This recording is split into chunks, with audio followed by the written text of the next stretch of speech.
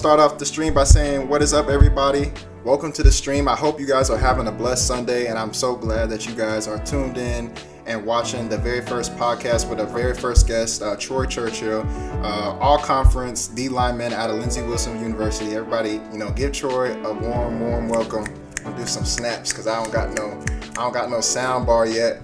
But first thing I'm just gonna ask you, Troy, is how you been holding up and how you been doing since the season has come to an end for you. I've been doing good, man. Really just focused on recovery. My shoulder really started getting the best of me towards the end of the season. I'm supposed to go get an MRI here soon. I'm not sure yet. I got to schedule that appointment, but yeah, that's really it, man. The loss hurt. Yeah. I feel like some things could have went different, but it is what it is. I was happy with the season.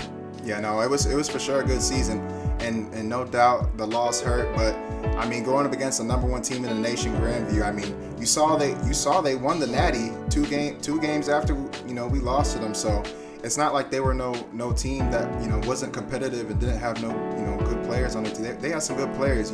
You and me both know that was a good team that we went up against. It just didn't go. Yeah. Our way, so it just didn't go our way, and sometimes that's how football goes. So I'm gonna start off by asking you some questions here. So before football, who was Troy Churchill?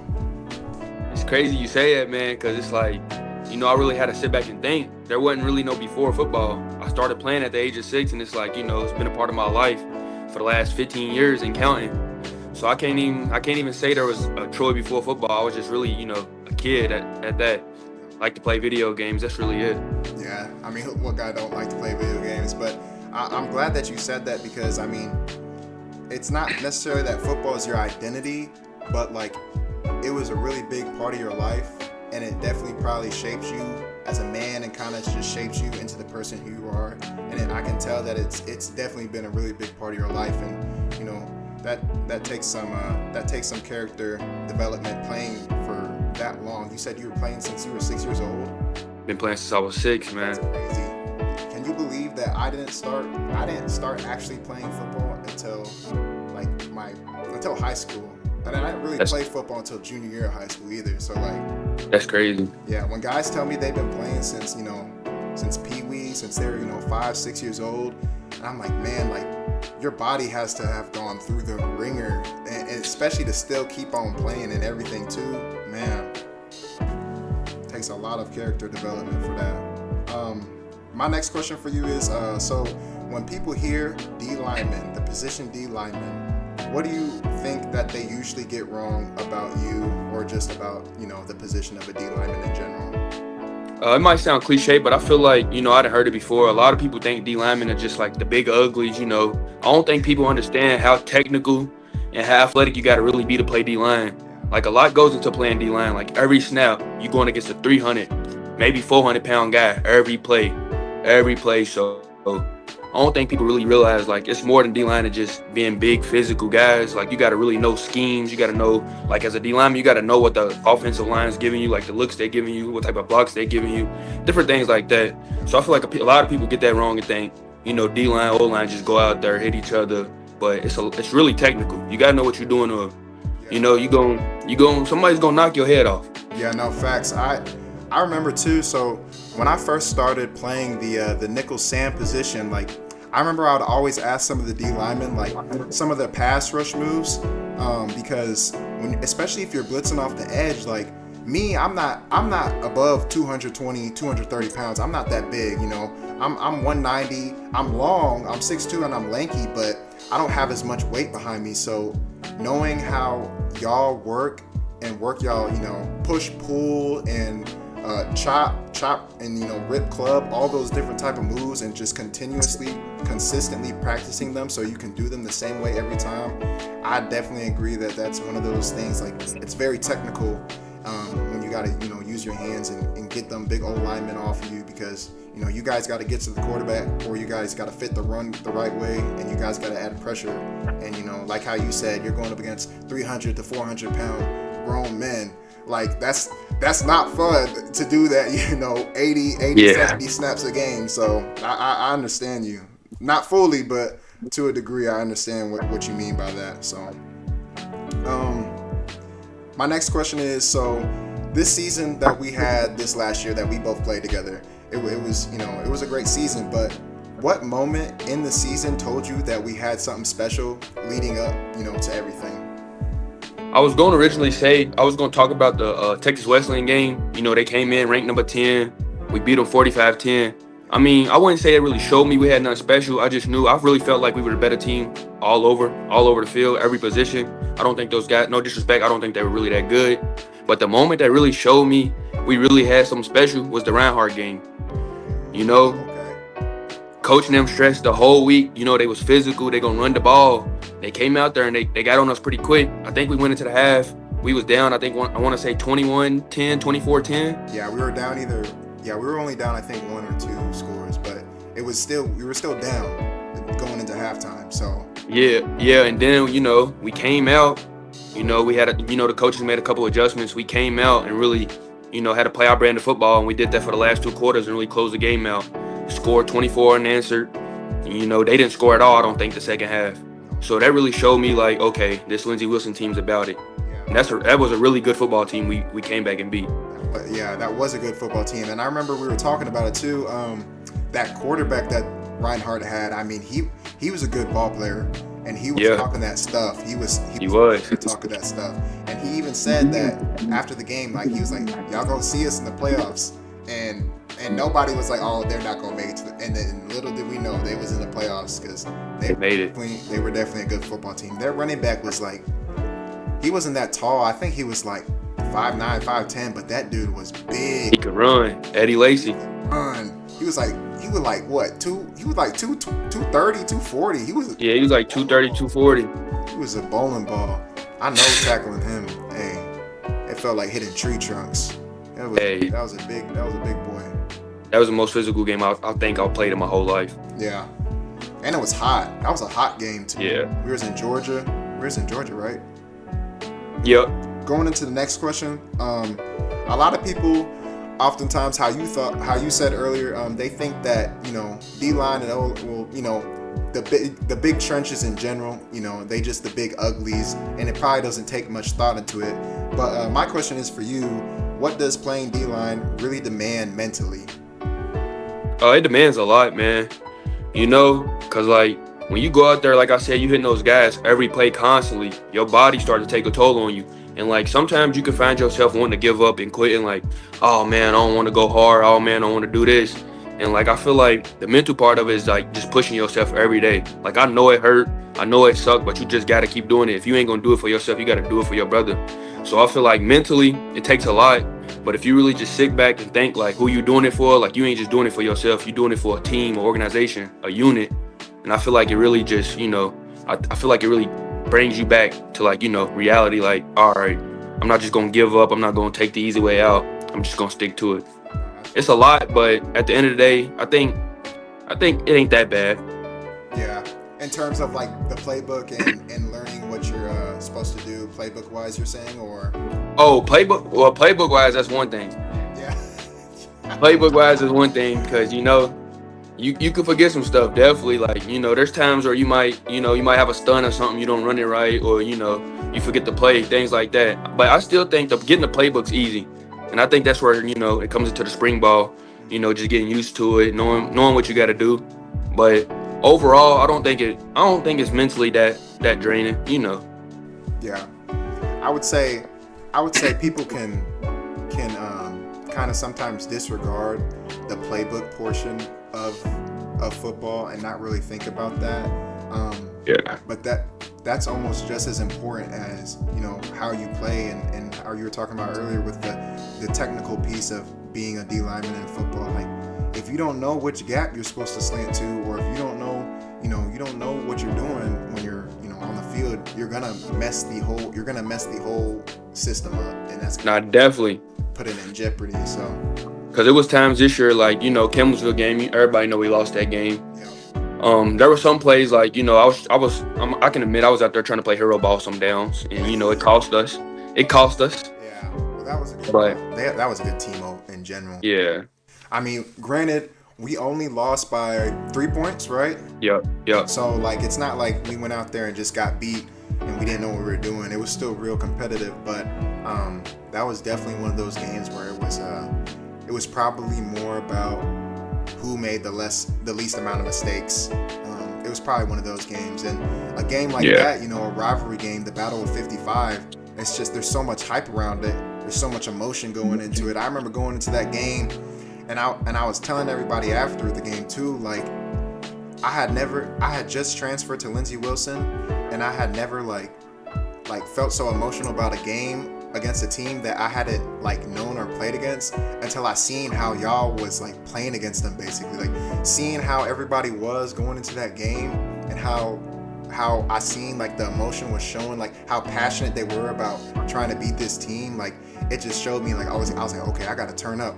It don't matter if I'm special teams, defense, you know, punt return, you know, punt, kickoff return, kickoff, like whatever I'm doing, I gotta put a full 100 into it, because that's what the opponent's doing. Like this is one of those rivalry games, and you know, it's no joke. You know, the crowd was loud, everything. That game was Facts. It was a crazy game for sure. yeah. My next question is, so what don't fans understand about what winning in the NAI level? Like what don't they understand about what it takes to win in the NAI level? I think a lot of people on the outside looking in just think, you know, because it's not the NCAA D1, D2, things like that, that, you know, the NAI might be kind of easy, not as competitive, but I feel like that's wrong. It takes a lot to win. And, you know, we all witnessed that this season. We all knew what it took to get where we went to, but I don't think a lot of people know. Like fall camp was about 4 weeks. We made it. We had a 14-week season on top of that, so 18 weeks of football constantly, and like that's hard, man. No matter what level ball you playing, that's hard, physically, mentally, and you know, you playing to get some good guys. You know, we was talking about Grandview earlier. That's a really good football team who won the Natty last year, won the Natty yesterday, and you know, like it's some dogs at this level. I don't think people really realize it's some dogs. As everybody know, our running back Devontae Saunders, one of the best players I've ever played with, if not the best.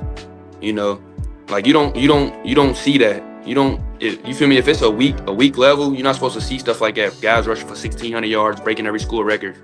So I don't think people realize like NAIA balls, it's different too. Like, you know, it ain't easy. No, yeah, facts. And to add to that, I remember like telling all you guys when I was playing with y'all last year, because I came from a Division II, Missouri Western State University, and then I went to NAI, Lindsey Wilson University, which is in the Mid-South Conference. And some of those guys that I seen at Lindsey Wilson University, they could have easily played at any of the schools in the MIAA that we played against in the D2 MIAA conference.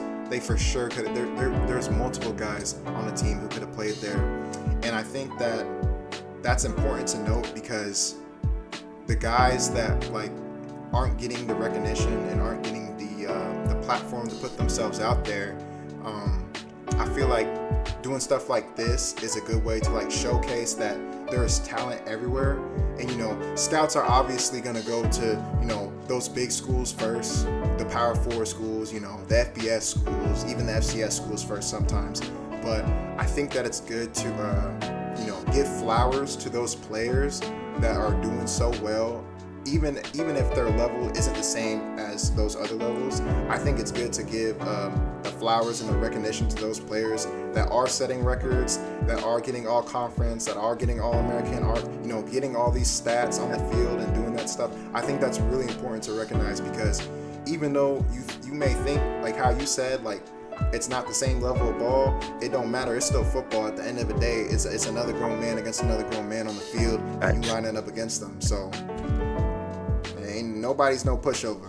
I never played a game at Lindsey Wilson where I was going into it thinking, oh yeah, like I came from Missouri Western, like these guys ain't got nothing. I came into it thinking like I got a ball no matter what. You know, that's just how it is. It's football. So Sure. Now this next question, I know you're gonna like this next question. So, what did that Mid-South Conference, championship title mean to you personally this last season? It really meant a lot, man. You know, coming in as a freshman, we were ranked the number 4 seed in the country. You know, we were really good. They were coming off a Natty 2 years ago. I think they went to the semis the year before that. You know, it's a really good program. So, you know, I came in, we fell short, and I want to say the second round of the playoffs. And then, you know, my sophomore year, we didn't make the playoffs. Junior year, we didn't make the playoffs. And then last year, we go 10-2, win it. And, you know, we beat a team that I haven't beat my whole college career to win the title. It meant a lot to me. Like, it really hit home. And it's something that I always cherish because it's like those guys that came in with me, and even like, you know, like you that came in with us, then really put their all into it. Like, you know, we worked for it. And, you know, and it's something like that nobody can take away from us. We went out there. They can't take away that ring. You feel me? We lost to Campbellsville. Some people had doubts, you know, even myself had a point. I had doubts that we was gonna get a ring, but we just put our foots down. We kept working. We went out there, beat Bethel. Campbellsville lost, and you know, God was on our side. Everything worked in our favor. We got a ring. So that's really that's something that I always cherish. Like, that'll be one of the highest moments of my life for sure. Yeah, that's awesome. I was gonna say, to add to that, man. So I remember when I was coming in and y'all were talking about, like, you know, I just got there in Campbellsville. How many times had y'all beat Campbellsville with the Battle of 55? Was it like 10 games? Like, y'all had beat? Yeah, we won it the last 10 years. Okay, so I remember coming there, and that year I got there, obviously, you know, we lost to Campbellsville. Yeah. And I got there and I was like, man, am I bad luck or something? And then, like, I remember everybody talking about Bethel. And then we beat Bethel, because y'all hadn't beat Bethel in the past 5 years, right? They had beat y'all for the past 5 years. Okay, and then we ended up beating Bethel that year. And then, like how you said, Campbellsville lost. And I think it's very interesting that Cam Rankins is funny. He just told Bennett that it's past his bedtime. Let me get back on track. Get back on track though. But like I was saying, that Bethel game. And honestly, just every game in between Campbellsville to the Bethel game, I think there was almost like a switch, not necessarily in a negative way, but in a positive way, as in, like, everybody realized, oh, like, we can't lose another game if we want to win conference, and we can't lose another game if we want to go to playoffs. And I just remember after that Campbellsville game, like, practices weren't necessarily harder, but everybody, like, kind of like just locked in. Like, it was almost like what's the word? A unanimous thing. Like, the practice squad, you know, the scout team guys, the starters. It didn't matter who it was. Like, the whole team, the coaching staff, you know, going in the weight room, everything. It was unanimous, kind of how we all just locked in, and, like, we realized, like, if we don't do what we're supposed to do these next 4 or 5 games, then we're not going to win conference, and we're not going to go to the playoffs. And so I think that was awesome to see, because, you know, that's what real competitive football teams look like, when you get hit with some adversity and you're able to bounce back from that and still, like, do it, you know, what y'all supposed to do. I thought it was awesome. Yeah, we definitely flipped the switch, you know. Practices, you know, you said it didn't get harder. I don't think it got harder either, but we definitely was in, you know, uppers every day for the rest of the year. Yeah. You know, and I think it's something we really needed though, because, you know, after that loss, you see how things ended for us. And then, you know, I'm not talking down on that program, but you see how things ended for them. I think they got so caught up on the high of them beating us. You know, they rode it for the rest of the season that, you know, and this, you know, it was their demise, their downfall, whatever. And I feel like that loss really helped us. I think we really needed that loss. Like, looking back, like, I was just talking about this the other day. Like, I really think we needed that loss because it really helped us get to where we went. To add to that, a lot of other guys said that too. And it was crazy too, because who did we play after Campbellsville? It was Faulkner University, right? Yep. And then we had a really good game against them. I remember Coach Ferg, shout out Coach Ferg. I remember that he was saying, like, y'all needed to lose that. He was like, y'all needed to be humbled, because we won 4 games in a row before we played Campbellsville, if I'm correct. I think we was 5-0 or 6-0. It was 5 games? We might have been 5 or 6-0 going into that game. I want to say 6-0. Yeah. Regardless, I mean, it's kind of hard to remember. I've been hitting my head a lot since that season, man. But we had won a lot of games, and then we went into that game. You know, we lost by 3 points, and then even though we were still having a good season, we flipped the switch and we started having an even better season after that loss, in my opinion. So, like how you're saying, I agree that loss, I think, kind of helped us as a team to mentally, like, really lock in and realize, like, all these teams are trying to, you know, go to conference, and or win the conference. And all these teams are trying to go to the playoffs. So Yeah, definitely. I think it's something that we needed, even though it kind of hurt. I think it's something that we needed. My next question is, so if a younger D lineman is watching this right now, what's one thing that you would tell them? Just really hone in on your craft, man. Really take the time out your day to really learn the position. Like really learn the technicality that goes into it. You know, everybody want to go out there and get the sacks and get the TFLs, but you know, it's the little things behind closed doors that you really got to do first. You got to go out there by yourself, you know, even if it ain't outside, inside the house, go up to a wall, work on your stepping and punching, shooting your hips, things like that. I just want to say, like, really hone in on your craft and really listen to your coaches. Like, your coach is always going to have your best interest at heart. And then sometimes I feel like, you know, I let those things slip, you know, got everybody know within the team, you know, things that happen behind closed doors with, you know. But, like, I want to say just hone in on your craft and really learn the position. Watch film. Really, like, watch these NFL guys, the guys at the highest level, these college guys, really see what they're doing. Slow it down. Take pieces from their game and try to implement it into your game. Not everybody's going to be able to be the fastest, bend the corner. Some guys are just straight power, brute force. And if you know, like, everybody knows what their archetype is. If you know what your archetype is, you want to find somebody similar on a higher level, see what they do, see what their workout routine is, how they go on their day-to-day basis, and you really want to, you know, follow those steps. Because at the end of the day, D-line is all about technicality, knowing what you're supposed to do and doing your job when you need to do it. So that's all I really got to say to a young D-lineman or a D-lineman in general watching this. You know, man, just really hone in on your craft. Really take it serious. That's an awesome answer. And I liked how you said the part about watching film. I think watching film, whether you're watching opponent film, watching film on yourself, or like even how you said watching NFL guys film, it all can be beneficial. It doesn't matter, because if you're watching it, you know, mentally you're visualizing and projecting yourself kind of doing it. So it's a great way to mental practice, and then when you step on the field, then you can put it into, you know, into reality and physically practice those, you know, those techniques and stuff like how you're talking about. So I think it was great that you were talking about film and everything else. So this is the last question I have written down for this podcast, and then after that, if we want to talk some more, you know, talk with the chat guys, we can. But what's a sacrifice that you made that people never talk about? I think a sacrifice that, you know, I've made personally, and like everybody on the football field or football team, college, NFL, is like really missing out on time with your family. You know, like everybody talks about it, but it's really a big thing. Like when you winning games, how we was just winning games, you don't really get to go home unless it's a bad week, you know, things like that.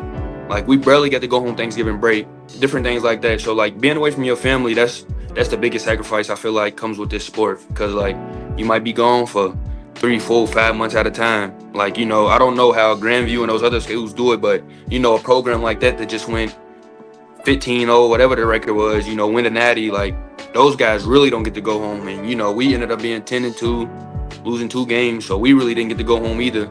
I only got to go home twice, which is the 2 bye weeks, and then I really don't count Thanksgiving break because I was home for about 12 hours. But like I feel like that's the biggest sacrifice. And then guys like you, Sam Taylor, Jig, you know, guys that don't really, they live far away, they don't get to go home at all. Like I don't know if you went home during the bye weeks or anything like that, but I know Sam Taylor, the other Sam Taylor, he don't go home at all, because you know, North Carolina's not, that's not close, that's far, that's a far drive. So I feel like that's the biggest sacrifice that any of us has made is like being away from our family, the people we love.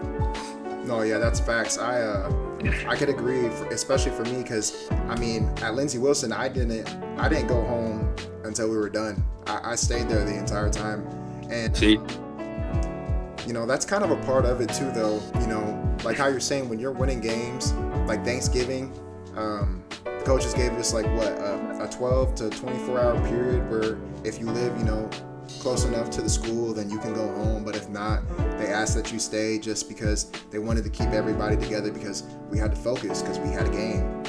literally. And that's just kind of how it is. I remember I ate Thanksgiving with a lot of the teammates at our head coach K's house, and you know, it was good. It was a really good meal, but I mean, it hits different when you're not, you know, hanging out with your mom and your siblings and your dad and everybody, and you know, you didn't see family and friends. It does hit different. And like you said, Yeah, doing college football or college sports in general, like you do do have to sacrifice a lot of your time. And that's just kind of a part of it, like kind of how I was talking about in the last stream. When you're doing college sports, you're doing school and the sport, and you're basically doing a full-time job, and you're not getting paid for it because the amount of hours you're putting in is basically 8 to 5, sometimes 8 to 6:30, sometimes 8 to 7 p.m. And that's basically the hours of a full-time job, and you're not getting paid for it. And it's the time that you got to sacrifice, and you got to be willing to do that, especially if you want to be successful in the college sports world. You got to sacrifice it, and that's just a part of it. So. And I'm glad you said that, because going back to the question where you asked me about what people think about the NIL level, another thing is too, like, a lot of people don't see what goes on behind closed doors. Like, a lot of guys don't know at Lindsey Wilson it's a private Christian college. Like, a lot of guys don't know when you come in as a freshman, you got 10 study hours, you got, your 15 credit hours of classes, you got practice, you got weights, you got a whole bunch of things you gotta, do. So it really takes a lot. Like, people don't understand. Like, I'm not gonna say people don't understand, but like people who didn't play sports in college don't really understand what goes into it. I totally agree. It's just one of those things too, where how you said it, if you haven't like been in the college sports world, then like you're not gonna get it. It's funny that you brought up the study hours, because I remember when I first got into college, and I had to start doing my study hours, and I was so mad because I was like, why am I in here for 8 hours, 10 hours during the week doing my schoolwork? And I got good, like I had pretty good grades when I was doing when I was in my classes, and eventually it got bumped down. But I remember just going into it, and I was like, why am I doing this? And then I remember, as a freshman, there was a couple of guys who probably needed to be in there because they weren't doing good in their, they weren't focused, they weren't doing good in their classes. And I was like, okay, I said, this is probably why they have all the freshmen doing it. And maybe I didn't agree with it, but my time was probably better spent in the study hall room, in the library, doing those assignments and, studying and stuff like that, than it would have been if I was in my dorm room, playing the game, or if I was out with my friends, we driving around getting food, or going, just messing around, not doing what we supposed to. So, that's just kind of one of the things that comes with it, but it is. But yeah, and I think it's important though. Like you said, you could be out spending time with your friends, but I feel like once you go to the library those 10 hours and you get to really sitting down with other freshmen, incoming freshmen that you didn't know, once y'all really get to sit down, bond and talk about schoolwork, it leads to those, outside of football relationships. Now y'all are going to get food together, y'all playing video games together, and you guys start building those bonds. So I feel like, a lot of people going to look down on the study hours, because I thought it was stupid, but hey, I got a 3.5 GPA and I'm about to graduate, so it helps. So I feel like everybody need to take it serious, but I feel like it has its pros, like 10 hours during the week on top of football, workouts, classes. It's hard, but I think it's necessary, and I think it's something that I'm not gonna say every school should implement, but I think it's something that Lindsey need to keep doing, and I like that system. I think it really builds character. Oh yeah, for sure. I think it does too. And going off of that, I remember I already asked you about, like, what would you say to a D lineman? What are some of the things that you would like say to a freshman? Say like a freshman football player it's their first year there, and maybe they're kind of falling off and they're kind of struggling. Maybe they're struggling with school and with the whole football team. Maybe they didn't come in and start like how every freshman thinks they're gonna go to college, and they start like I thought the same thing. There's only like three to five freshmen that actually end up playing, whether that be special teams or on the field. But what is something that you would say, like, if you saw a freshman coming in and you see them kind of struggling with that football aspect, but also with the school aspect, like, what's some advice that you would give them as regards to that? The first thing I want to say is, talk to somebody. I think that's where a lot of us go wrong. We get so caught up into the sports and, getting behind on classes and things like that, to where everything start, crumbling down. I feel like we need to start talking to somebody, because once you start talking to somebody and somebody's giving you that ear to listen, and they giving you feedback, I think that helped. Like, I know when I came in, I didn't play. I was terrible, getting out there, getting pancaked, things like that. I got down on myself, wanted to leave. And I talked to somebody. It really helped. I talked to the team captain, which was Dave Halleck at the time. Shout out to him. He was D-line captain as well. I talked to him. He listened. He gave me some pointers on how to go about the whole college thing, and it really helped me. Another thing I'll say is just stay persistent, man. Stay persistent and consistent. Because over time, I promise you're going to get better. As long as you want to do better, everything's going to get better. Yeah. As long as you stay persistent and consistent and you want to do right and you want to do better, everything's going to get better, man. I've never seen somebody try hard and not prevail. I've never seen that. So I just want to say, talk to somebody, stay consistent, and just don't give up, bro. I know it gets hard, things get tough, but it's life. I always think of it like, my situation might be bad at the moment, but somebody got it worse. Somebody's situation is way worse than mine. So that's all I want to say. Just, talk to somebody. I know as men, it's cliche to not talk to somebody about mental health, things like that, but talk to somebody for real. There's people out there willing to listen and willing to help, counselors, teammates, girlfriends, whatever the case may be. Just talk to somebody and stay persistent. Just keep going. Because I swear I was just like that my freshman year. I got down on myself. I never got behind on grades, but just the whole mental aspect of it, just keep going. It's gonna get greater later. So that's the main message. Just don't give up. Great answer, Troy. That's a great answer. I see we got some people in the YouTube. I don't know if Bennett and Cam are still in here, but that was great, man.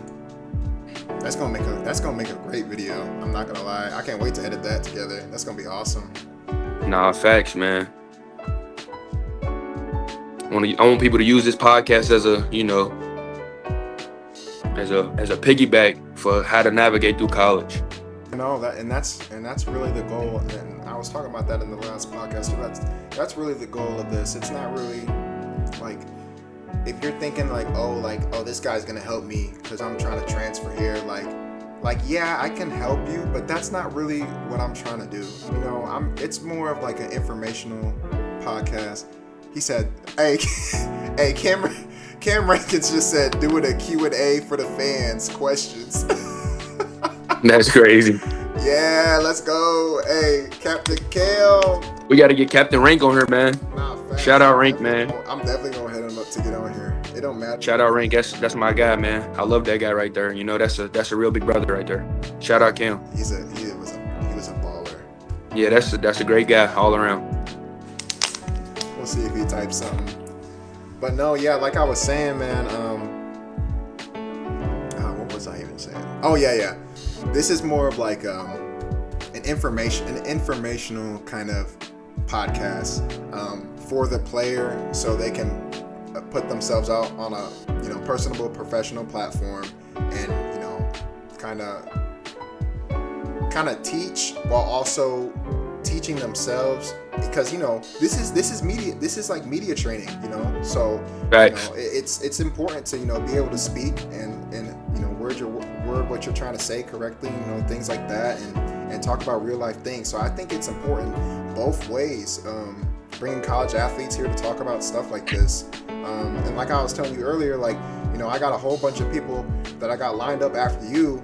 And hopefully after this one, and hopefully after I post this podcast, that more people will be like, hey, this is really cool, and I got some things to say. Because I remember Simon called me when I was driving from a job interview, and he said he saw my post and everything. He called me. He said, yo, what's up, blah blah blah. And he said he called me and said, hey, can I get on there and talk about the importance of sticking it out through your education at the school you're at, instead of giving up, quitting, or trying to go somewhere else. And that's gonna be a good pod. Yeah, and I'm not gonna say some of the stuff he said. Shout out Simon. And then he also, like I said earlier, he wants Jamari to come on there too with him. So we gonna do that. I think the week of the 19th we gonna do that.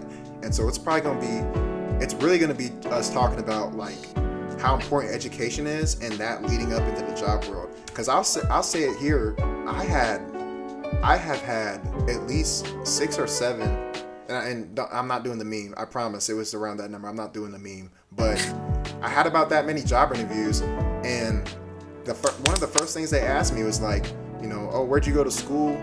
Did you get your degree? Blah blah blah. And I'm like, yeah. I was like, this is where I got my first degree, and I'm getting my master's at this school. Like, businesses care about that. It don't matter what kind of, if you're trying to apply for a full-time job, whether it's corporate or whether it's for a private company or whatever, they don't care about your education. Education is a real thing in the job It market. is. It is.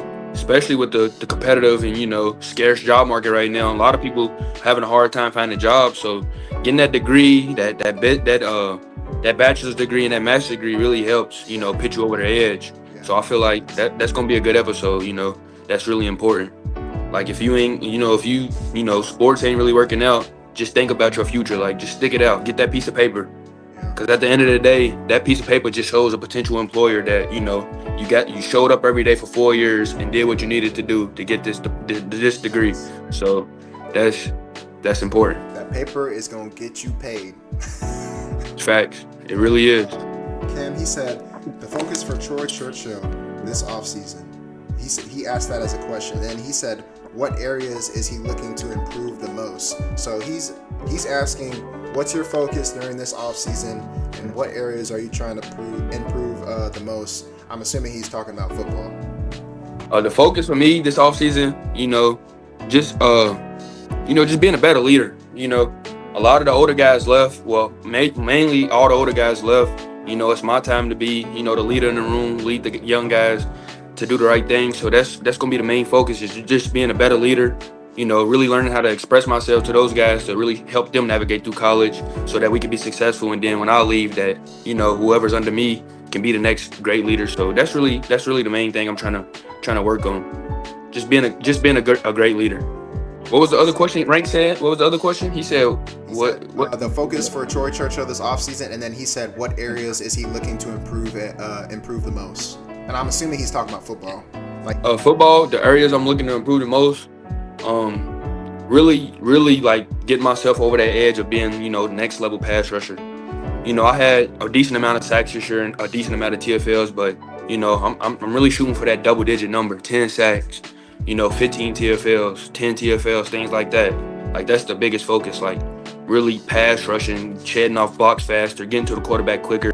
Just getting a lot more pressure on the quarterback, so my back end don't gotta, cover as long, things like that. Well, everybody, I appreciate y'all tuning in, whether you're watching on YouTube or Twitch. I appreciate y'all tuning in. If you're on the Instagram live and you ended up joining, I appreciate y'all tuning in. Be sure to like, share, and subscribe to the YouTube channel. It's XACE2X. My Twitch is the same exact handle, XACE2X. Y'all have a blessed rest of y'all day, and I appreciate y'all for tuning in again.